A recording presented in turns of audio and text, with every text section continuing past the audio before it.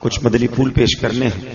یوں سمجھیے اس کا آغاز تو درود پاک کی اس فضیلت سے ہی ہو چکا کہ جو سکرات کا وقت ہے، جو موت کی سختیاں ہیں، کیا ہم اسے یاد رکھتے ہیں؟ یہ ایک ایسی حقیقت ہے کہ جسے ہم بھول جاتے ہیں. زندگی میں ایسے زندگی گزار رہے ہوتے ہیں کہ جیسے مرنا ہی نہیں ہے.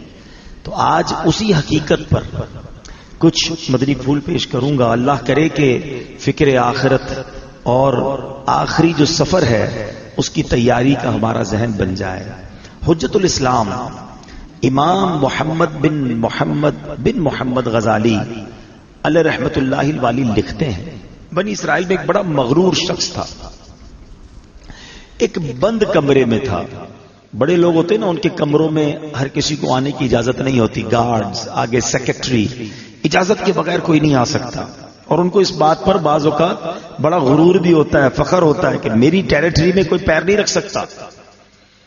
اچانک کمرے میں ایک شخص داخل ہوا. اس مغرور شخص نے زور سے چلا کر کہا، کون ہو؟ کیسے آ گئے میرے کمرے میں بغیر اجازت؟ تمہیں پتہ نہیں میں کون ہوں؟ میں اس واقعے کا خلاصہ عرض کر رہا ہوں. تمہیں اجازت کس نے دی میرے کمرے میں آنے کی؟ تو کہتا ہے کہ مجھے اس گھر کے مالک نے اجازت دی ہے اور میں وہ ہوں جسے کوئی روک نہیں سکتا. مجھے بادشاہوں سے بھی اجازت لینے کی ضرورت پڑتی نہیں. مجھے کسی کا دبدبہ ڈرا نہیں سکتا اور نہ ہی مجھ سے کوئی بچ سکتا ہے. اور جب یہ باتیں سنی نا، اس مغرور شخص نے، جس کا سٹائل ہی الگ ہوتا تھا، جو بڑے چلا چلا کر بڑے غصے میں لوگوں سے باتیں کرتا تھا، اب اس کا جو غصہ ہے وہ نیچے آ گیا. اب ہے کون یہ تو بتائیں، کہیں آپ ملک الموت تو نہیں؟ اللہ اکبر. اب حضرت ملک الموت نے کہا، ہاں میں ملک الموت ہوں، مجھے کوئی دروازہ نہیں روک سکتا، مجھے کوئی گارڈ، مجھے کوئی کر و فر کہیں بھی جانے سے نہیں روک سکتا. اب وہ کہتا ہے کہ حضور تھوڑی سی مہلت مل سکتی ہے. اگر آپ میری روح قبض کرنے آئے ہیں تو کچھ دن، کچھ گھنٹے تو دیجئے نا. مجھے تو پتہ ہی نہیں ہے، مجھے کچھ توبہ کرنی ہے، کچھ نیکیاں کرنی ہے، کچھ نیک اعمال کرنے ہیں. اب ملک الموت نے فرمایا کہ تمہاری سانسیں پوری ہو چکی ہیں، اب تمہارا وقت اینڈ ہو چکا ہے. تو کہا اچھا پھر یہ تو بتائیں، اگر میری روح قبض کریں گے تو مجھے لے کر کہاں جائیں گے؟ تو ملک الموت نے فرمایا، اس مقام پر جہاں تو نے اپنے اعمال بھیجے ہوئے ہیں، جس طرح کے اعمال کیے ادھر لے کے جاؤں گا.